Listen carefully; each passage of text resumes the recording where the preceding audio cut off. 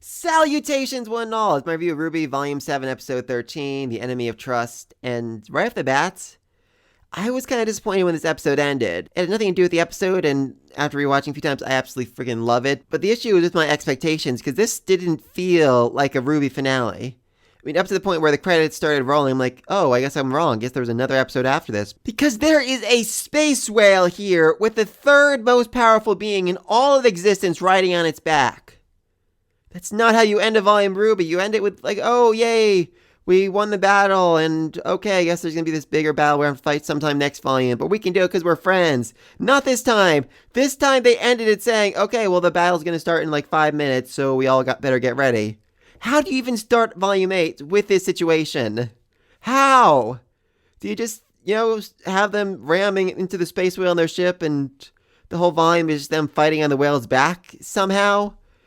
I mean, I guess the best way they could avoid that would just be Salem announcing, "People of Mantle, because I am so kind, I will give you 24 hours to surrender the relic, or I will kill all of you." I mean, that could be really interesting. That could lead to a whole fight between Mantle and Atlas. Like, Mantle's like, just give her the freaking relic or we're gonna die. And Atlas is like, but if we give her the relic, we'll fall to the ground and then we'll be on the same lowly level as you peasants. I would rather die. Peh. So, yeah, that could be fun. That could be very interesting, but I just really don't know. It's different, There's a big, huge enemy right here, right now that they're gonna have to fight very early on in Volume 8. I just don't know how they're gonna do that. Also, no post-credit scene, which kind of disappointed in that. Again, though, expectations. If I'd known there was no post-credit scene going in, I wouldn't be disappointed. I'm like, all right, well, I guess they're just going to end it differently this time. They're going to not have a reason for a post-credit scene. But I, finished the episode, I'm like, all right, that was crazy. All right, what's post-credit scene? And then finished, I'm like, there was no post-credit scene. Why was there no post-credit scene? I mean, they said on Twitter they were focused more on making a good episode rather than making a great post-credit scene, which I kind of understand, but I mean, these post-credit scenes are 30 seconds long usually? And sometimes they're even all that complex. Volume 4 was just literally Ty tending his guard and then turning around as you hear a bird fly away. That was it. That was the entire post-credit scene. So just, it feels like they could have done something brief. If they didn't want to spend a huge amount of time running on it, they could have just done something brief. A small conversation. Ozpin leading Oscar somewhere where he can find the thing he needs to save Atlas. Just Team RWBY saying, well, we screwed. We definitely screwed. Oh well.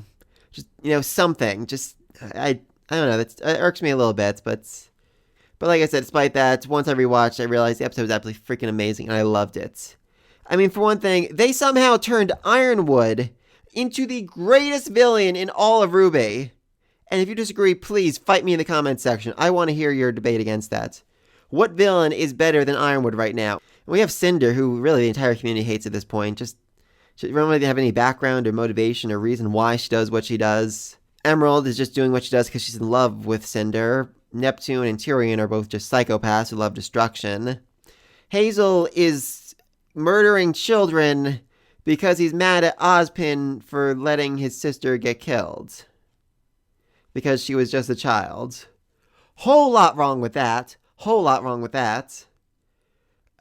Watts is just here for revenge because Ironwood didn't appreciate him enough. Really stupid reasoning there.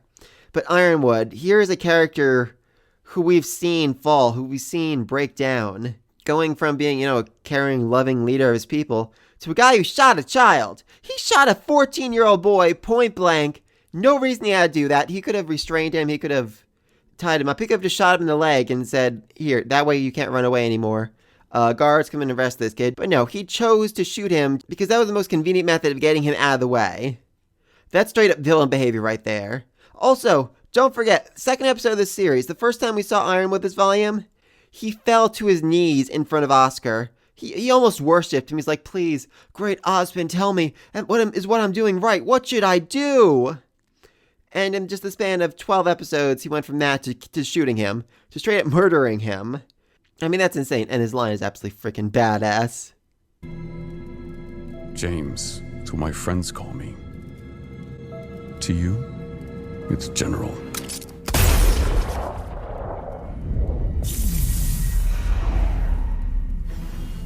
But if you really pay attention to Ironwood's volume, it makes a lot of sense how he fell this hard. Because, he was right. He was right to be wary. He was right to be prepared because Salem was there. She was already in Atlas. His whole, let's prevent any travel so that Salem can't get in because Salem's going to come after me. Salem came after him. I bet there's spies and people working under me. Yes, Watts was a spy. Someone who you thought you could trust at one point, but was actually working for Salem. I mean, he was right about the whole, we need to be wary, we need to be prepared, we need to be cautious thing. And, I mean, if you look back, he probably should have declared martial law. I mean, the whole thing, like, I better declare martial law back in episode 6. If he had done that, he probably could have finished, the communication tower, got it up, and that would have been a huge blow to Salem. He might have even been able to coordinate the other armies, say, there's a giant army of Grimm on its way here right now. Send whoever you can, hurry, or she's just going to kill me and then come and kill all the rest of you. That would have worked, but, people and morals kept getting in his way. They kept telling him, no, you can't do that. No, you can't do that. No, you have to pass through this red tape if you want to do it. You can see it in the very first episode we saw him in. When Team RWBY told Ironwood they stole a military transport ship. Okay, yeah, it was stolen. He laughed. He smiled. He's like, yes, these are the people I need to be working with. These are the guys that are going to do what needs to get done. They're not going to care about the laws or the rules. They're just going to do what's right for the people. And they will. But the problem is there's a very different definition of what's best, what's right. I mean, Ironwood, he is a freaking soldier. He knows that sacrifices are necessary in the battlefield, Sometimes you have to send people on missions where there's a good chance they might have come back from. If you go to war, you're going to lose people. If you go to war with 1,000 people, there's a good chance you're going to lose like 100 of them just to protect the 10,000 people back home. But the whole sacrificing the few to save the many thing really breaks down in everyday society. Here's a really good example I heard once.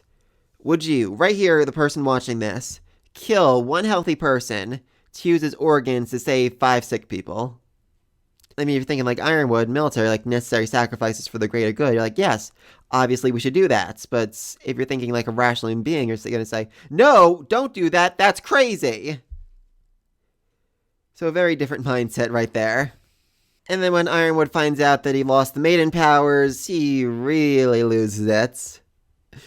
So I'm very excited to see just how far this man breaks next volume. My personal theory, he is going to go to the Aesops and transfer all of their aura, essentially murdering every last one of them, into him, giving him powers equivalent to that of a Maiden, and like 6 semblances.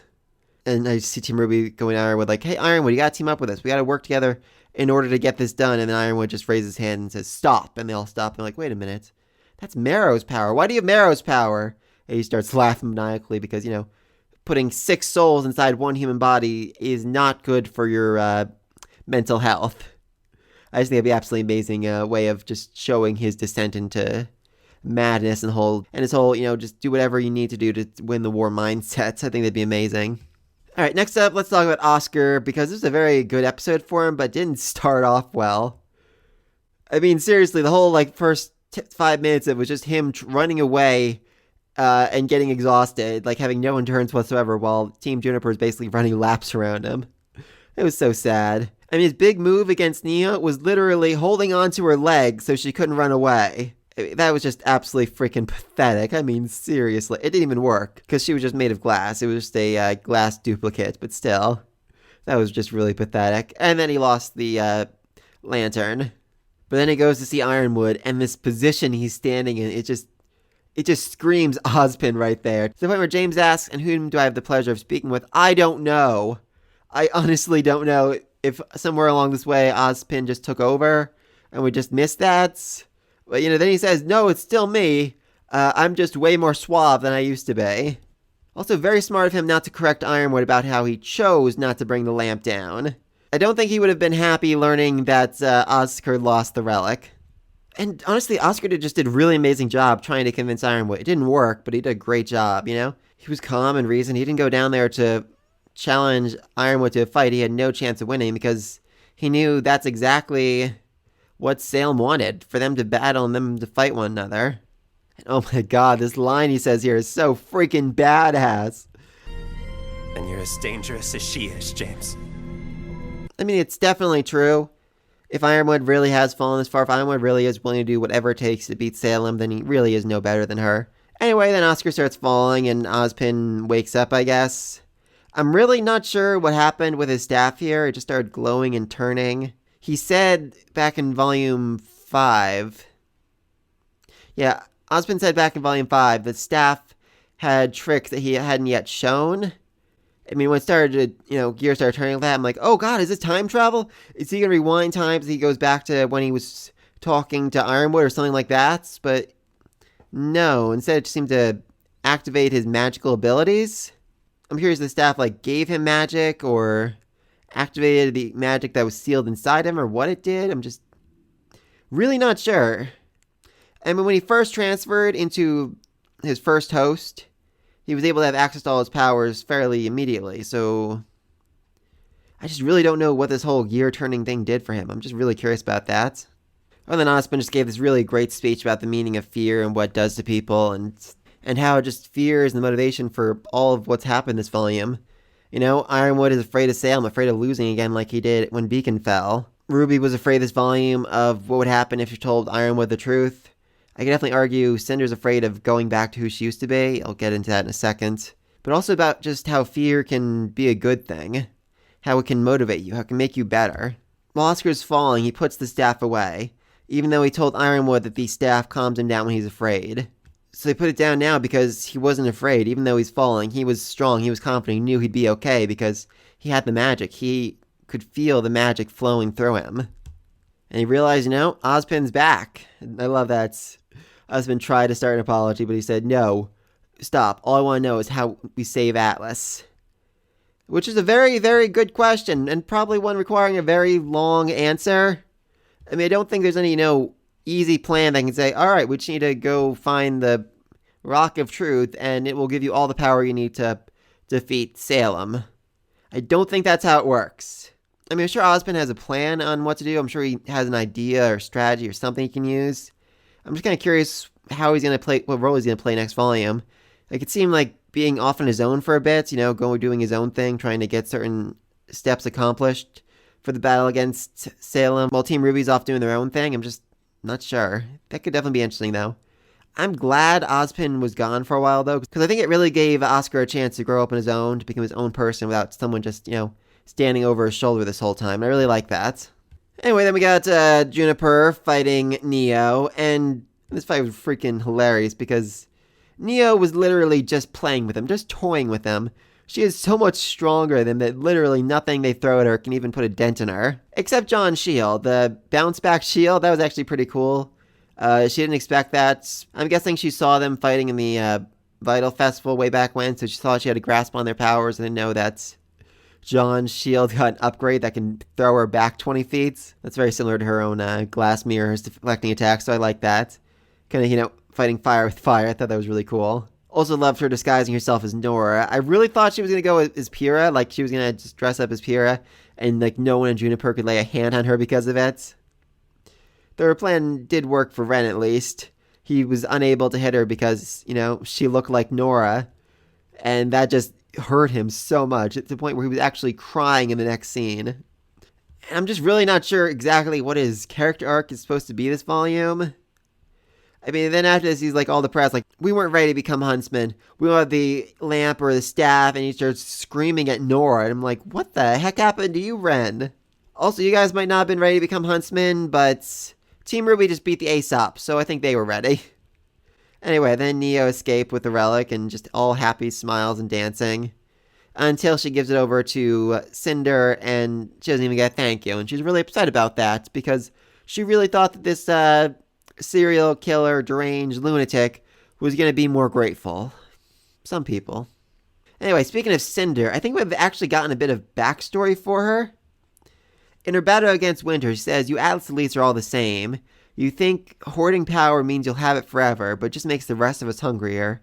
And I refuse to starve. Is Cinder from Atlas?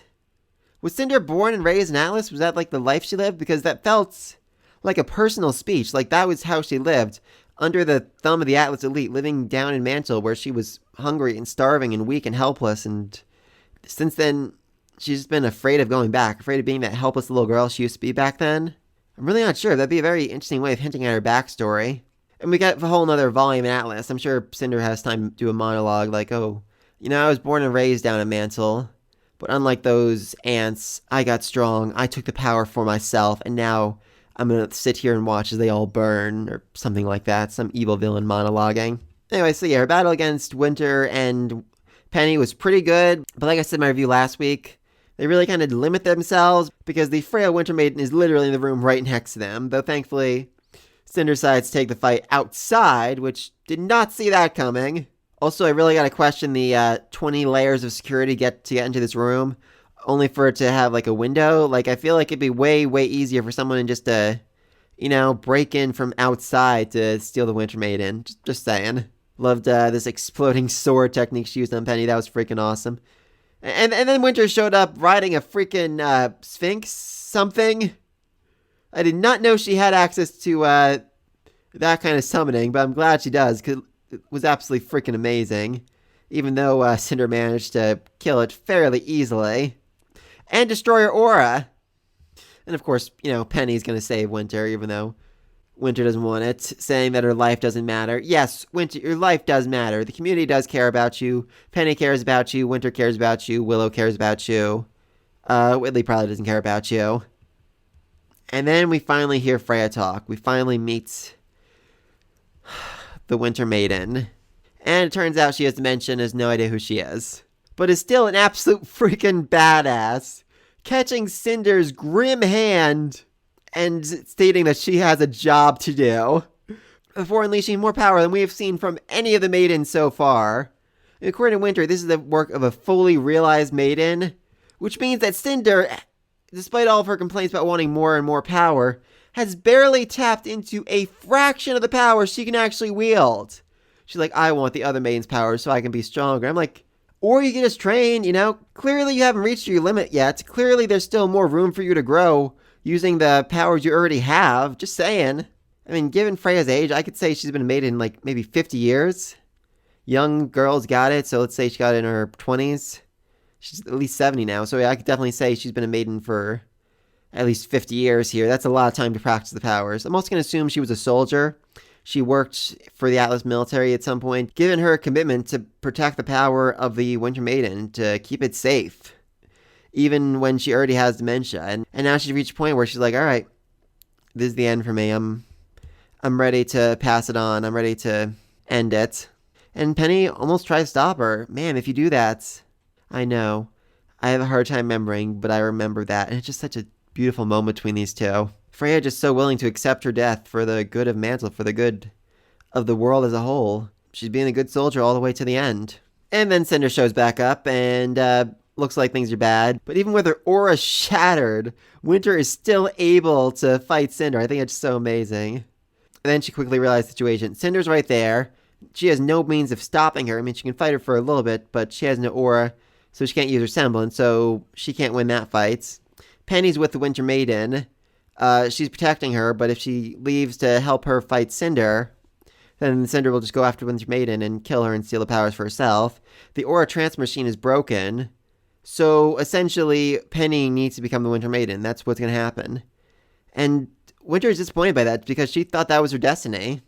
But at the same time, she also accepts it way better than Cinder does. Cinder's like, I was destined to become the Maiden. Anyone who tries to steal a power from me is going to die. It's because it was mine. It was mine. It was mine. Well, Winter, she's more mature. She's like, I thought it was my destiny, but I guess it's not. So, Penny, take on the power for yourself, even though she is disappointed in the fact the power isn't going to her. And weirdly enough, they hold hands and the power just seems to flow into Penny. I was really confused by this at first. I'm like, is this how it works? Can you just hold hands with the person and then you just pass on the Winter Maiden powers to them? But I actually don't think that's the case. And I haven't seen anyone make this connection online yet, but I think Penny stole her aura. Similar to the aura transfer machine, Pietro said he used his own aura. He transferred his own aura into her to give her a kickstart. And I think that's exactly what she did here. Penny is literally a walking, talking aura transfer machine, and she drew in the powers of the Winter Maiden by almost sucking out her soul so that she become the next Maiden. That's insane. So yeah, Penny ate the soul of Freya.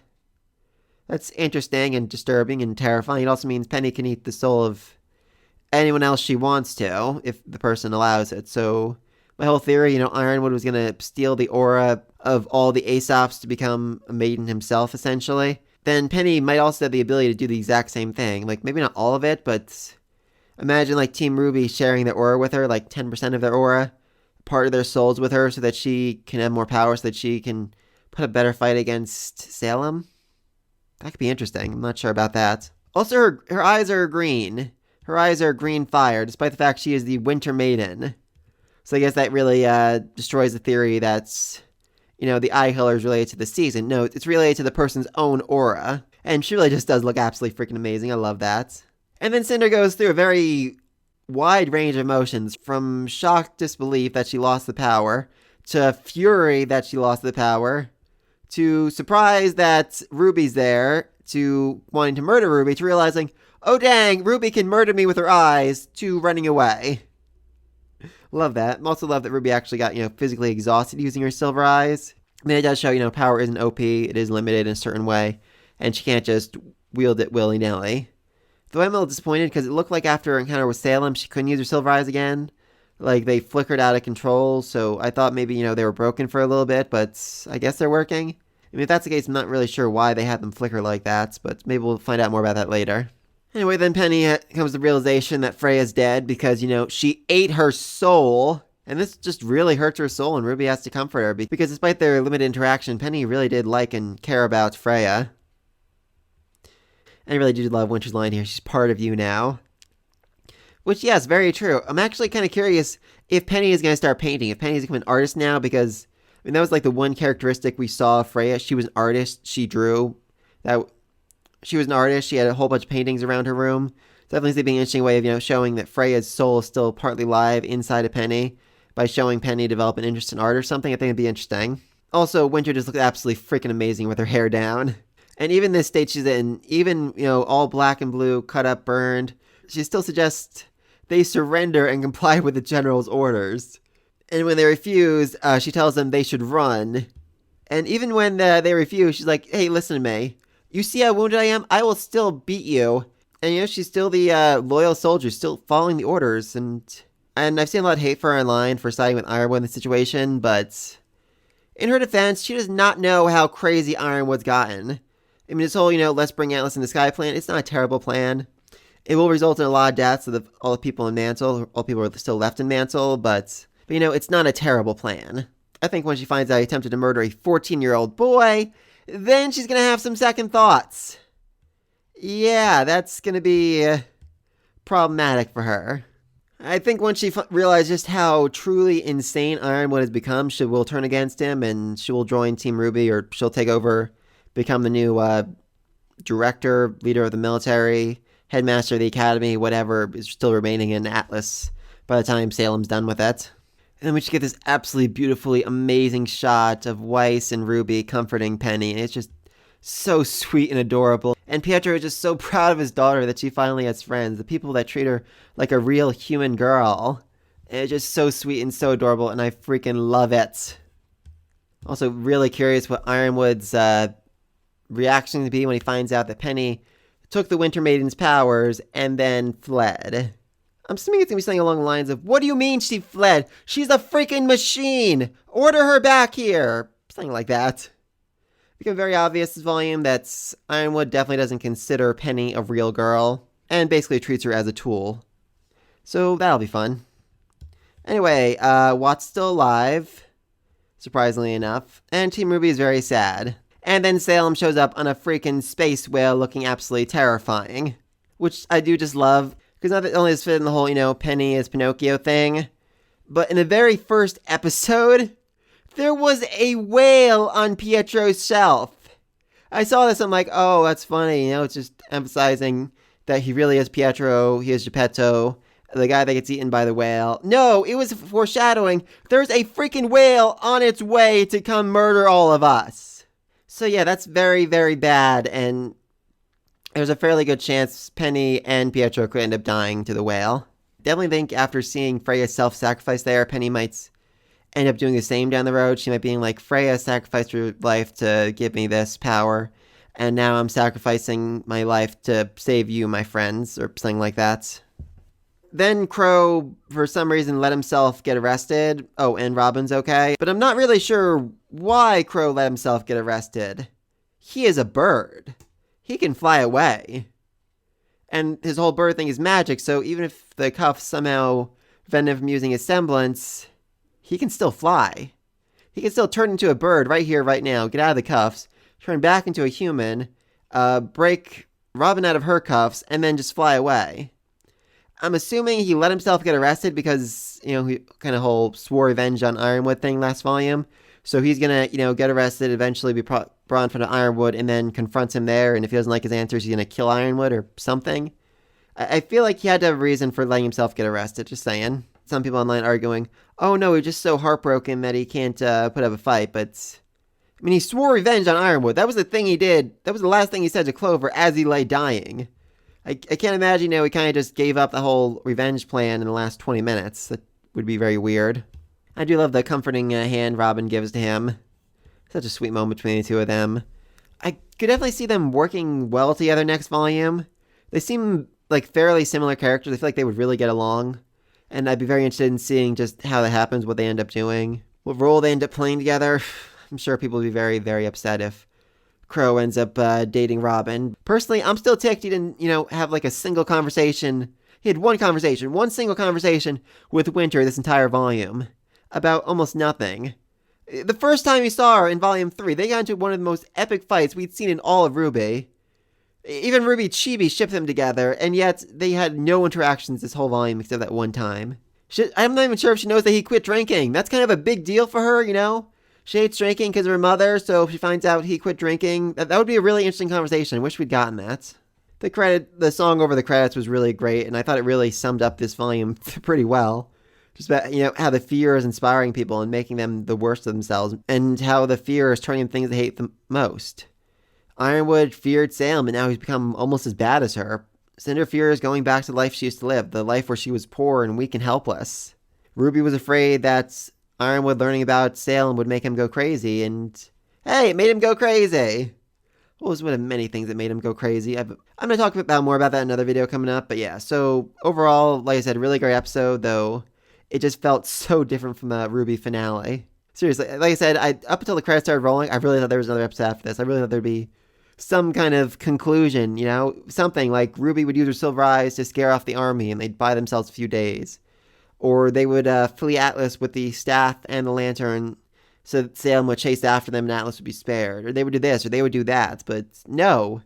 Instead, we left off with RWBY just about ready to fight a giant freaking army. And I just don't know what's going to happen next. If you have any ideas, let me know down below. What do you think of this episode? What do you think of the volume as a whole? Are you excited for Volume 8? From what I've heard, it is actually going to be a longer volume. So more than 13 episodes, maybe like 16 or 20. They could definitely do a lot with that. There are a lot of storylines this volume. They're going to need to wrap up the next volume. I have no idea what's happening with Ren. He really needs some time to really express what he's been feeling. Oscar / Ozpin are off doing their own thing. Crow got arrested. I guess he's going to work with Robin this next volume.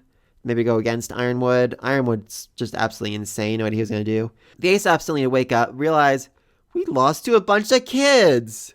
What happened? Oh man, Clover is never going to let us hear the end of this. And then be told, oh no, Clover's dead.